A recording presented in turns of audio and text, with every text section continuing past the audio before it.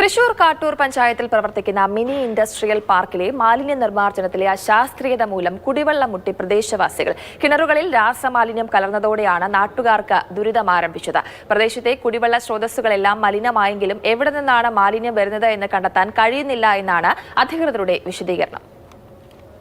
വ്യവസായങ്ങൾ നമ്മുടെ നാട്ടിൻ്റെ സാമ്പത്തികമായുള്ള വളർച്ചയ്ക്ക് വളരെ അത്യാവശ്യമാണ്. പക്ഷേ കൃത്യമായ രീതിക്ക് അവ പ്രവർത്തിച്ചില്ല എങ്കിൽ ഒരു നാടിനെ അത് എത്രത്തോളം ദോഷകരമായി ബാധിക്കും എന്നുള്ളതിൻ്റെ ഒരു നേർചിത്രമാണ് കാട്ടൂർ മിനി എസ്റ്റേറ്റ് പരിസരത്ത് നമുക്ക് കാണാൻ സാധിക്കുന്നത്. കാട്ടൂർ പഞ്ചായത്തിലെ 5-ാം വാർഡിൽ പ്രവർത്തിക്കുന്ന മിനി ഇൻഡസ്ട്രിയൽ എസ്റ്റേറ്റിലെ ചില കമ്പനികൾ രാസമാലിന്യം കലർന്ന ജലം മണ്ണിലേക്ക് ഒഴുക്കിവിടുന്നു എന്നതാണ് നാട്ടുകാർ പറയുന്നത്. പ്രദേശത്തെ കിണറുകളിൽ അമ്ലഗുണം അനുവദനീയമായതിനും കൂടുതലാണ് എന്ന് മലിനീകരണ നിയന്ത്രണ ബോർഡ് തന്നെ കണ്ടെത്തിയിട്ടുണ്ട്.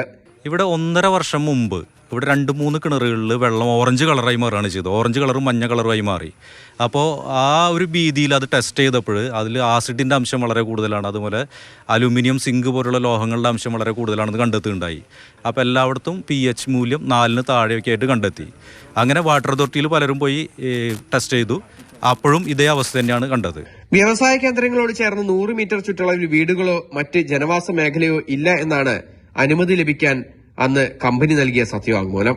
പെരുമഴക്കാലത്ത് തൃശ്ശൂർ ജില്ലയിൽ റെഡ് അലർട്ട് നിലനിൽക്കുന്ന ആ ദിവസം ഇവിടെ തൃശ്ശൂർ എഞ്ചിനീയറിംഗ് കോളേജിൽ നിന്ന് മണ്ണ് പരിശോധനയ്ക്ക് വന്നു.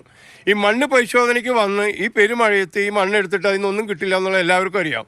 ഞങ്ങൾ അതിനെ തടഞ്ഞു കഴിഞ്ഞപ്പോൾ പോലീസിന്റെ സാന്നിധ്യത്തിൽ അവർ മണ്ണെടുത്തുകൊണ്ട് പോയി. പ്രദേശത്തെ പ്രശ്നങ്ങൾ നിരവധി തവണ സർക്കാരിന്റെ ശ്രദ്ധയിൽപ്പെടുത്തിയെങ്കിലും ഒരു നടപടിയും ഇല്ല. ലാസ്റ്റത്തെ റിപ്പോർട്ട് CWRDMത്തിന്റെ റിപ്പോർട്ട് പ്രകാരം അധികാരികൾക്ക് ആക്ഷൻ എടുക്കാം എന്നാണ് സാധാരണക്കാരന് പോലും ആ റിപ്പോർട്ട് വായിച്ചാലും മനസ്സിലാകുന്നത്. എന്നിട്ട് പോലും ഒരു അനക്കമില്ലാതെയാണ് അധികാരികൾ നിൽക്കുന്നത്. ഇൻഡസ്ട്രിയൽ പാർക്കിനോട് ചേർന്ന ക്ഷേത്രത്തിൽ തീർത്ഥം നൽകാൻ പോലും ഇവിടുത്തെ കിണറ്റിലെ വെള്ളം ഉപയോഗിക്കുന്നില്ല. ഇപ്പോൾ കുറെ പേരിപ്പം നമുക്ക് അമ്പലത്തില് അതൊന്നും വഴിപാടുകളൊക്കെ ചെയ്യാണ്ട് മാറുന്നുണ്ട്.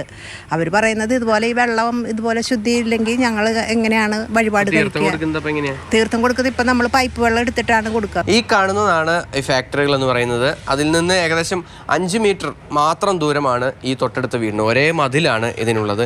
ഇപ്പം ഈ വിൽസൺ ചേട്ടൻ്റെ വീടാണ്. ചേട്ടാ, ഈ വെള്ളത്തിന്റെ അവസ്ഥ കണ്ടില്ലേ? ഇതാണ് വെള്ളത്തിന്റെ അവസ്ഥ എന്ന് പറയുന്നത്. നിങ്ങൾ എങ്ങനെയാണ് വെള്ളം ഉപയോഗിക്കുന്നത്? ഇതാണോ വെള്ളം ഉപയോഗിക്കുന്നത്? ഇതാണ്. ഇതിലിപ്പോൾ ഞാൻ കിണറ്റിലെ വെള്ളം മുകളിലൊരു ടാങ്ക് വെച്ചിട്ട് അതിലേക്ക് അടിച്ചു കയറ്റും. അതിൽ നിന്ന് വെള്ളം ഈ ടാങ്കിലേക്ക് ഇറക്കും. എന്നിട്ട് എയറേഷൻ കൊടുത്ത് 1 മണിക്കൂർ എയറേഷൻ കൊടുത്തു കഴിഞ്ഞാൽ 1 pH കയറും. 2 മണിക്കൂർ എയറേഷൻ കൊടുത്ത് pH കയറ്റി വീണ്ടും ഈ പൈപ്പ് വഴി ഈ മോട്ടർ വഴി അടുത്ത ടാങ്കിലേക്ക് അടിച്ചു കയറ്റും. അതിൽ നിന്ന് ഫിൽറ്ററിലേക്ക് ഇറക്കും. ഫിൽറ്ററിൽ നിന്ന് പ്യൂരിഫയറിലേക്ക് ഇറക്കിയിട്ടാണ് വെള്ളം ഉപയോഗിക്കുന്നത്. ആ വെള്ളം ഞാൻ പരിശോധിച്ചില്ല. കാരണം ആ വെള്ളം പെർഫെക്റ്റായിട്ട് എനിക്ക് തോന്നുന്നില്ല. കാരണം ആ വെള്ളം പരിശോധിച്ചാൽ ഉപയോഗിക്കേണ്ടെന്ന് പറഞ്ഞാൽ എനിക്ക് വെള്ളത്തിന് മാർഗ്ഗമില്ലാത്തതുകൊണ്ടും. വ്യവസായ യൂണിറ്റിലെ തൊഴിലാളികൾ ഉൾപ്പെടെ ഇപ്പോൾ പുറത്തുനിന്ന് വെള്ളം കൊണ്ടുവരികയാണ്. ഈ നാട്ടുകാർക്ക് യാതൊരു വിധത്തിലുള്ള പ്രശ്നങ്ങളും ഇല്ലാത്ത രീതിക്ക് ഈ കമ്പനികൾ പ്രവർത്തിക്കണം. അത് അവരുടെ ജീവനും സ്വത്തിനും യാതൊരു വിധത്തിലുള്ള പ്രശ്നങ്ങളും ഇല്ലാത്ത രീതിക്ക്. അതാണ് എല്ലാവരുടെയും ആഗ്രഹം. സുജി പട്ടാമിക്കൊപ്പം MS ലിഷോയ്, മാതൃഭൂമി ന്യൂസ്, തൃശൂർ.